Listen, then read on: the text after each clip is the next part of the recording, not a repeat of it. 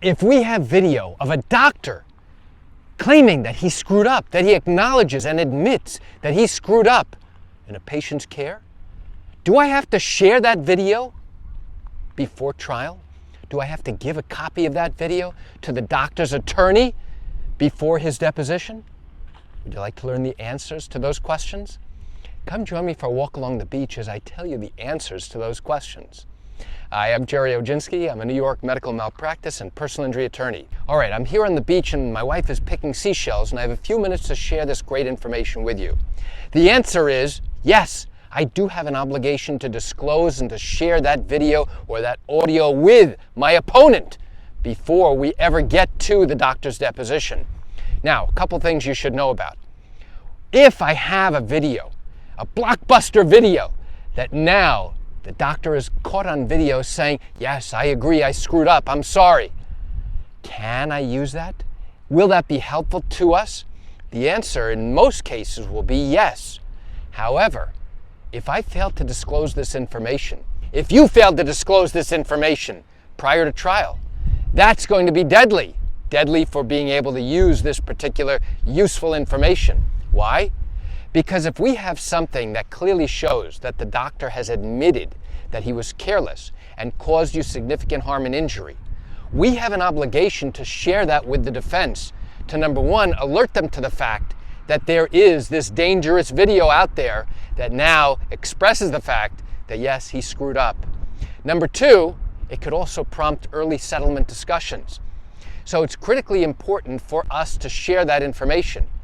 Now you might be asking, what would happen if we go through the entire lawsuit process that takes 2 or 3 years, and now we get close to trial and we intend on using this to ambush the doctor when I go ahead and question him during cross-examination? What do you think would happen? I'll tell you what would happen. If I now get testimony from the doctor to tell me that he never said those things, and now the doctor swears up and down that he never said those things. I never said I screwed up. I never said that this patient's injuries were caused because of carelessness or anything that I did wrong. Great, now I've locked him into his testimony. And now I'm going to try and use this video to show to the jury that this guy is lying through his teeth. And how do I do that, or how would I do that? Well, now I'd show this video to the jury. Your Honor, at this time I asked to show this video to the jury. And now the defense lawyer jumps up out of his seat and yells out, objection! And now he's going to make all these legal arguments saying, number one, he knows nothing about this video. Number two, we never shared this video with him at any time during the past 2 or 3 years, which we are obligated to do. So how can he allow this video to come in, apparently of his client, admitting all these things and contradicting what this guy just said? And you know what the judge would likely do? The judge would likely agree with the defense and turn to us and say, Mr. Oginski, how long have you had this video? Well, we've had it for 3.5 years, Judge. And you didn't disclose it to the defense attorney at all during the course of the litigation? Well, no, Judge, we didn't. Okay, in that instance, I am preventing you, Mr. Oginski, from introducing this particular video, and the jury will strike any testimony and disregard any testimony about any video that exists that has this purported statements on there. Now, what have we just done? What we've just done is shot ourselves in the foot.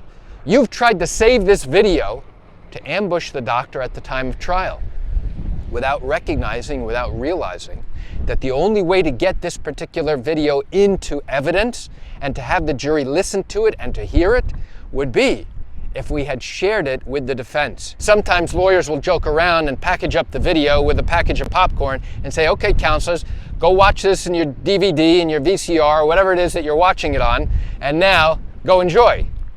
And shortly after that, that may actually prompt a call from the defense to say, hey, listen, can we start talking? Can we start negotiating?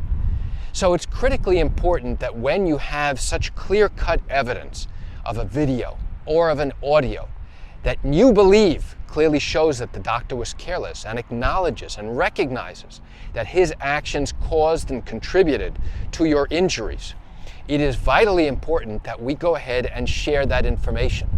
Now, if there's information on there that doesn't help us, that we are never going to use at the time of trial, do we have to share that? The answer is no.